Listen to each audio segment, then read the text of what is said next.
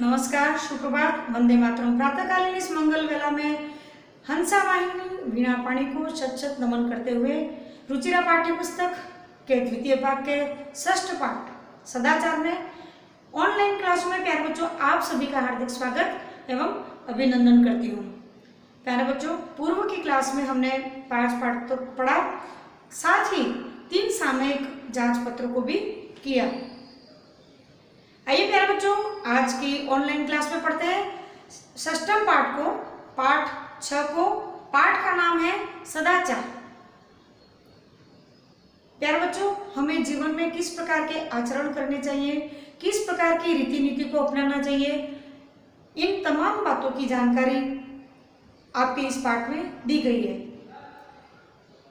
कोई न कोई पाठ जीवन से जुड़े हुए अमूल्य संदेशों को लिए हुए रहता है प्यारे बच्चों, इसलिए आप पाठ वाचन और पाठ के हिंदी अनुवाद के समय बहुत ही ध्यान से सुने और इसमें जो शिक्षा सारी बातें शिक्षाप्रद रहती है उनको अपने जीवन में ग्रहण करें, ताकि आपका जीवन सरल और सुगम बना रहे। विपरीत परिस्थिति में आपको किसी प्रकार की कोई तकलीफ या दिक्कतें नहीं आए। तो प्यारे बच्चों, आइए सदाचार पाठ में आए हुए आज 3 श्लोकों को पढ़ते हैं और साथ में काठिन्य निवारण भी आपके समक्ष बोर्ड पर लिखे गए हैं, उनको आज पढ़ेंगे, तत्पश्चात हिंदी अनुवाद करेंगे। तो देर किस बात की, आइए पढ़ते हैं सदाचार पाठ के प्रथम श्लोक को।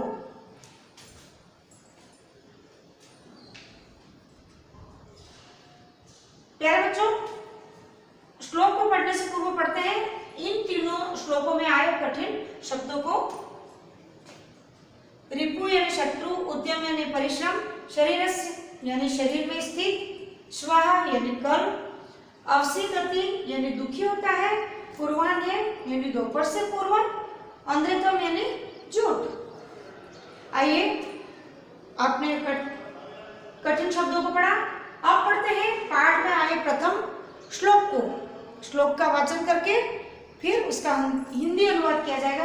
प्यारे बच्चों, फटाफट आप अपने पाठ्य पुस्तक को निकालें और पाठ्य पुस्तक के 6ठे पाठ में जो सदाचार पाठ है उसको आप मेरे साथ में आप भी वाचन करते हुए पढ़ेंगे, तो आपको कठिन शब्दों से परिचय होगा और उसका उच्चारण स्पष्टता अच्छी हो जाएगी। तो देर किस बात की, पढ़ते हैं प्रथम श्लोक को। आलस्यम ही मनुष्याणाम शरीरस्थो महाद्रिपुः नास्त्युद्यम समो बंधुः कृत्वा यम नावसीदति।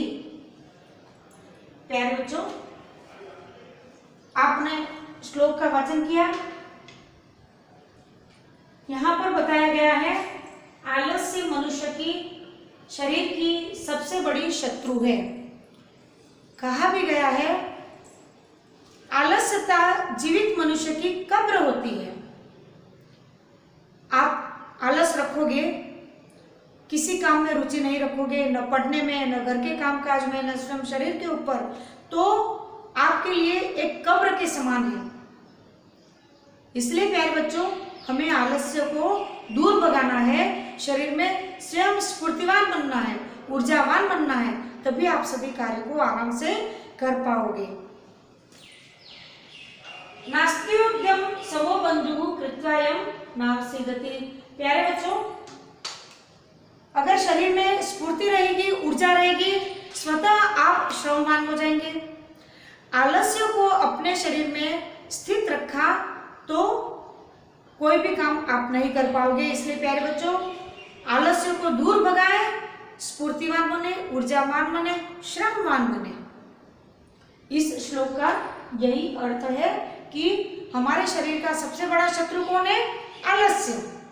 उसको दूर भगाना है और श्रम जैसा कोई भाई नहीं, बंधु नहीं। अगर आप श्रमवान हैं तो हर मामले में अच्छे रहेंगे और आपका कार्य अच्छे से होंगे। आइए बढ़ते हैं आगे श्लोक में। प्यारे बच्चों, आप भी वाचन करें मेरे साथ।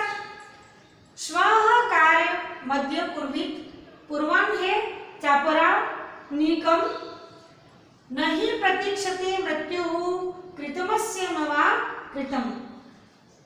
प्यारे बच्चों, कुछ बच्चों की आदतें होती है, लगभग कुछ लोगों की कह सकते हैं अपन, हमें शरीर में आलस रहती है, कुछ भी नया काम करने की इच्छा नहीं होती है। फिर वो क्या करते हैं प्यारे बच्चों, उस नए काम को कल पर टाल देते हैं। नहीं यार, आज कौन करता, आज मूड नहीं है, मेरा मन नहीं है, कुछ अच्छा नहीं लग रहा है। मतलब यहाँ पर अगर आप इस प्रकार की बातें करते हो तो आपके शरीर में आपका सबसे बड़ा शत्रु विद्यमान है, छुपा हुआ है। वो कौन है? आलस। उस आलस को दूर करना है। जब आलस आपके शरीर से हट जाएगा, दूर हो जाएगा, तो जो भी कार्य है उसको तत्काल चुटकियों में आप कर देंगे। पहले श्लोक में आलस्य को दूर करना है, अपने शत्रु शरीर में विद्यमान है उसको भगाना है। दूसरे श्लोक में प्यारे बच्चों कहा गया है स्व कार्यम मध्य कुर्वित पूर्वन, मतलब जो काम करना है उसको तत्काल करें, उसको कल पर नहीं टालें। कल पर कौन लोग काम टालते हैं? जो दरिद्र होते हैं, आलसी होते हैं, ढीठ होते हैं, निठल्ले होते हैं, वो लोग कार्य को टालते रहते हैं। प्यारे बच्चों, जब बोर्ड की क्लासें होती है, एग्जाम होता है और आपकी आदत नहीं रहती है, आप आलसी हो जाते हैं थोड़े, तो क्या होता है कि सुबह में जब उठते हैं कि सुबह प्रातःकालीन ब्रह्म वेला में जो पढ़ाई होती है वह हमको सदैव याद रहती है, उसको ज़्यादा मेहनत करनी नहीं पड़ती है। वो समय बहुत ही ब्रह्म समय होता है, बहुत ही अच्छा होता है, माना गया है। तो सुबह में जल्दी उठकर याद करने के लिए हम अलार्म रखते हैं, घड़ी में अलार्म रखते हैं। जैसे अलार्म उठाने के लिए घंटी बजाता है, वो अपना कार्य कर रहा है, उसमें दरिद्रता नहीं है। अलार्म जो मशीन है वो अपना कार्य कर रही है, वो जैसे ही घंटी बजती है तो नींद में अपन बड़बड़ाते हुए अलार्म की घंटी को फट से थप्पड़ मार के दबा देते हैं। फिर मन में अरे यार आज नहीं, कल उठेंगे, कल तो मैं पक्का उठूंगा या उठूंगी, और कल से तो मैं सुबह में पक्का उठ के नहीं याद करूंगा। इस प्रकार से वो कल कल कल कल करते करते वो टलते जाता है, एग्जाम भी हो जाते हैं पर वो कल नहीं आता है। कहा भी गया है प्यारे बच्चों, काल करे सो आज कर, आज करे सो अब, पल में प्रलय होएगी बहुरी करोगे कब। सीधा सट मतलब है प्यारे बच्चों कि तत्काल अभी का कार्य वो अभी करे, उसको कल पर नहीं टाले। इस श्लोक में भी कहा गया है कि मृत्यु कृतमस्य न वा कृतम, मृत्यु कभी किसी का इंतजार नहीं करती है। कभी भी मृत्यु आ जाए उसके पूर्व में हमारे जीवन से जुड़े हुए, हमारी जिम्मेदारियों से जुड़े हुए जितने भी कार्य हैं हमको उनको शीघ्रता से निपटा देने चाहिए।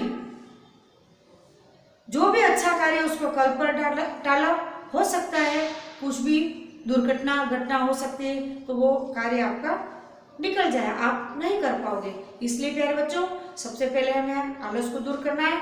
जैसे ही आप स्वयं स्फूर्तिवान ऊर्जावान होंगे, कार्य को फटाफट करेंगे, बावजूद उसके कभी हमें किसी कार्य को शीघ्रता से करने के लिए देरी नहीं करनी चाहिए। ये जीवन से जुड़े हुए अनमोल अमूल्य जो आचरण है उनका पालन करना सबके लिए आवश्यक है।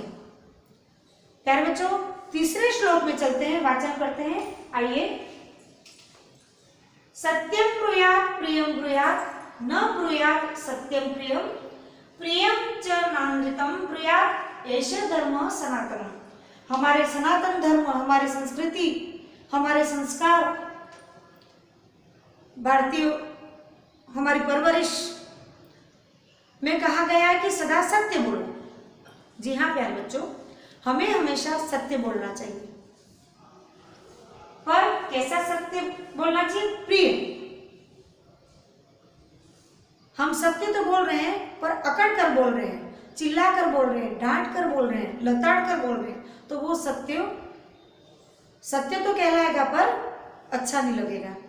किसी भी कार्य को किसी से करवाना है तो आप सत्य तो बोलो पर मधुरता के साथ, लाड प्यार के साथ, दुलार के साथ में, यदि आप वो कार्य करवाओगे, मीठा बोल करके करवाओगे, तो निश्चित वो कार्य आपका अच्छे से हो जाएगा।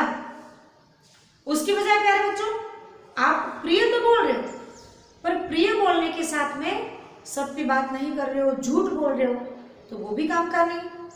आप सत्य बोलो लेकिन प्रिय बोलो, प्रिय बोलो पर असत्य मत बोलो, झूठ मत बोलो, सत्य बोलो।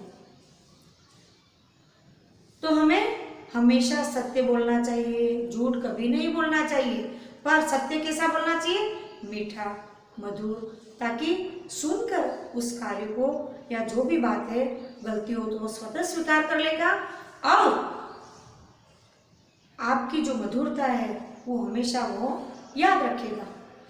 डांट कर, फटकार कर जो सत्य बोला जाता है, सुधार तो लेगा, पर मन में आपके प्रति हो सकता है हीन भावना, कटुता भी उसके अंदर आ जाए।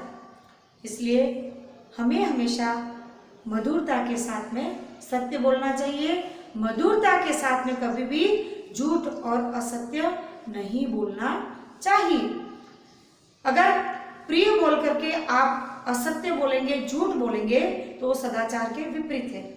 प्यारे बच्चों, आप हमारे जीवन के सदाचार के 3 नियम को आज हमने पढ़ा। सबसे पहले शरीर में विद्यमान जो शत्रु है वो कौन है? सबसे बड़ा आलस्य।